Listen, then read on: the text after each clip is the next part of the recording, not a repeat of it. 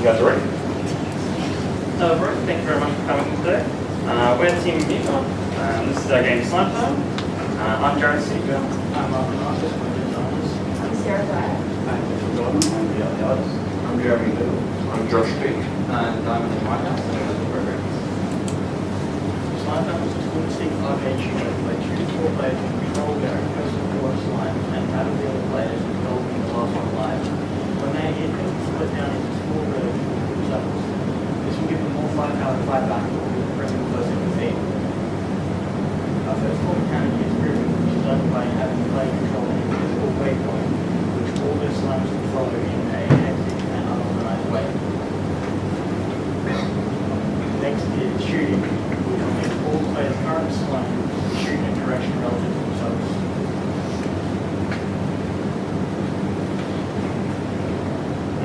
After that is the main draw of our game, which is splitting.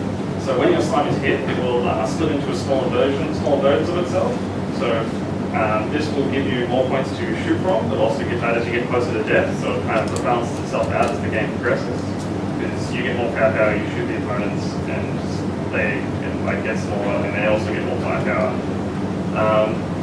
So it goes with you split into 2 at first, then those 2 can split into 3, and then those 3 split into 4, giving a player a maximum of 24 if they happen to have done, they get hit in the same order right away. That most likely doesn't happen, but on rare cases it will. There's also a spread mechanic where you can control how far apart your slimes are, so you can cover a wider area with your projectiles, but at the cost of making yourself a bigger hitbox. Which should add an interesting dynamic. There's also a shield power-up, which will be at a designated spot on the map and will appear periodically. This will make all your slimes temporarily invulnerable, giving you an advantage and a leg up on your opponents. This should create an interesting dynamic and ebb and flow between the players as they all vie for control of it, and if they try to get just a bit too late to getting it, they're now running from the power-up player.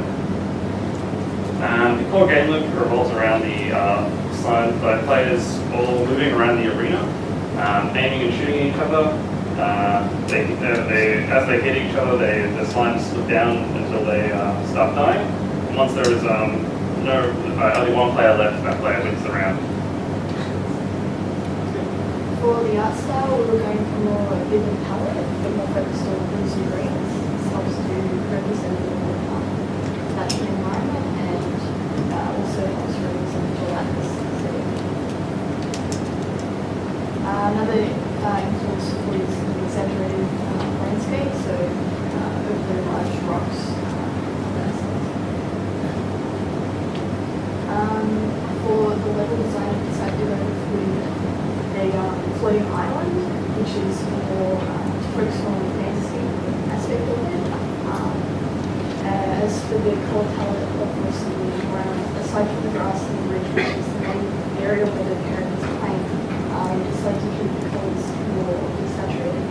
That way it doesn't take away focus from the players.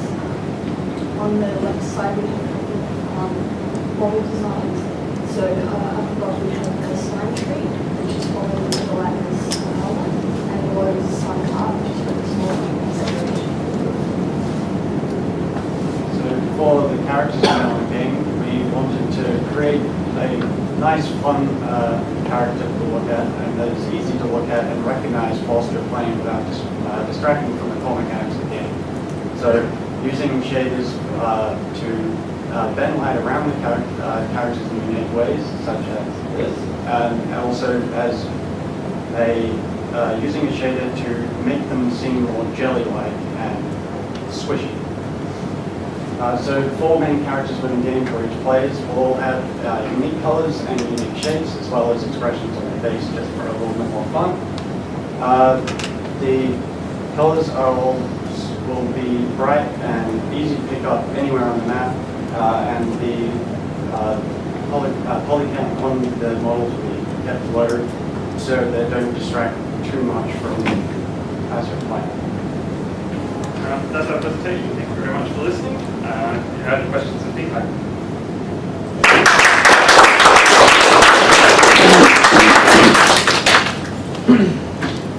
I'm trying to work out, so when you shoot the player and they split, Yes. they can fire 2 projectiles at you. So the 2 projectiles that get fired back, you can actually, that will do double the damage. That the one with the 1 projectile will do. I'm just sort of seeing how quickly this will escalate to being dead. Yeah. So we're through the play testing we have done so far. We've just been toying around with how much it does kind of balance itself out. It's tricky. Yeah, it's going to be very tricky. So we're it's got to do a lot of testing for that. Yeah. I can imagine it just becoming this sort of volley of lots of projectiles, lots of other projectiles until... Yeah. Yeah, is it still fun once they reach maximum splittage and you've got 24 guys each and it's just kind of like click here, that whole side of the screen gets annihilated kind of thing? Yeah, from the play sessions we've had, just because we've only just really had the prototype at whale level like this week, there's definitely been like a lot of laugh out loud moments. We're kind of focusing on like keeping the gameplay sessions are short, and you end up with kind of standoffs because the bullets haven't dropped off. So you're kind of like staying at each other's max range, just poking at each other and seeing who can get like in. Yeah, so the main thing we're probably going to have to play with is how easy it is to dodge and how fast the bullets go and all that. Yes, there might have to be, you might have to introduce another game mechanic other than what it is yet.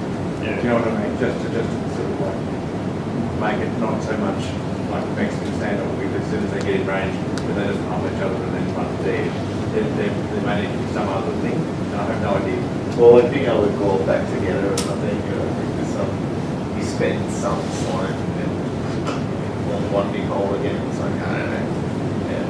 So your bigger, slower, larger projectile will damage, smaller, more nimble, more fragile. Yeah. Less power to each projectile. Maybe something like that. Yeah. And then they don't all get target because it's I really like the look of the environment. I don't know if the circular arena is interesting or not. I'm wondering if you need to bring it back out and make it a little bit of a bigger world, a few more obstacles to kind of move around. Particularly shooting, it doesn't seem to be too much cover or anything like that. So essentially, it doesn't really matter where you are on the screen. The bullets are always going to go in the same kind of direction. The other thing I was thinking is slimes are really tied to RPGs, and it feels like it kind of lost that RPG element to just shooting bullets. Like, why is slime shooting bullets? I'd like you to tie it back to kind of like the classic RPG origins, I guess. I don't know. I just threw out some weird, at least starting points. Like, are they actually collecting classic quest items? Or like those herbs you have to collect, and that's what they're shooting at each other, and kind of like really make this world like make the slimes live in it, make it make sense why they're shooting things. And then one other thing that might be interesting is kill one of the little slimes, maybe then you create a puddle, you can collect it, and one of your slimes goes up the sides again, and you kind of like be like back and forth in your boards, I guess. Like that's a possibility. I think that's something like I think you need to play around a bit more with your mechanics. I think it's a good starting point. I'm glad you have the spread and close. I was actually going to ask about that before I saw it. Yes, thank you. Just keep playing around, keep thinking of different things. I've said this to a lot of groups, and I think you're halfway through. This is the point where you do this stuff, and you don't have to program the whole thing to test it out. There's lots of different ways to test things out. Paper prototypes, physical objects, marbles, things like that. Like, just find things in the world around you to quickly test these new mechanics, see what works, and drop what doesn't work. I really love this. It's so cute, but the slimes don't stay connected in the game. I know it might be like a technical nightmare because they all keep with their little conjoinedness. I think that would be really cool. Otherwise, just two slimes. Anyway, There's a game that I played, one of those .io games where you're a little dot and you drive around collecting other dots and you get bigger. If you bump into someone else's dot, you do split apart, and very similar to your mechanic of splitting apart. You can have like a couple of big ones and lots of little ones because they got hit a bit more. And one thing they do is they do rejoin after a period of time. So you're sort of moving around in your cluster of dots, and after a certain amount of time, they will wobble, wobble, wobble, and they're back together again. So that could be, if you, I can't remember what it's called, but if you find it, that could be like an idea generator for you to test that out. But like the slime theme on the trees and in the cars, that's really cute. Yeah, it's got a nice direction to it, like the level is quite very exciting. So I actually wrote down what are they choosing. I expect, again, I think the same thing here, slimes historically. If they're real, absorb something and then do some other thing with absorb. Are they throwing themselves really against smaller than that piece? I think it seems to be a question that came up for everybody, so it's best to go. The other thing I'd say on the art style, you made the screen, more polygons. Yeah, For the slimes themselves, Yeah. to pull these shaders off, use more birds. Yes, You're going to get line much more shader. interesting shapes. Yeah. Like for instance, this red guy down here, that was going to be wobbly balloon and that would be animated. That's not going to work. That'll be no stick. And at this level, birds are free. Just use it. Yeah, like that will be edges maybe. You got that in concept art, you have like nice little beveled edges, but that's not really showing the 3D art yet. So you can just see how many it's up there, but yeah, something like that. But you go.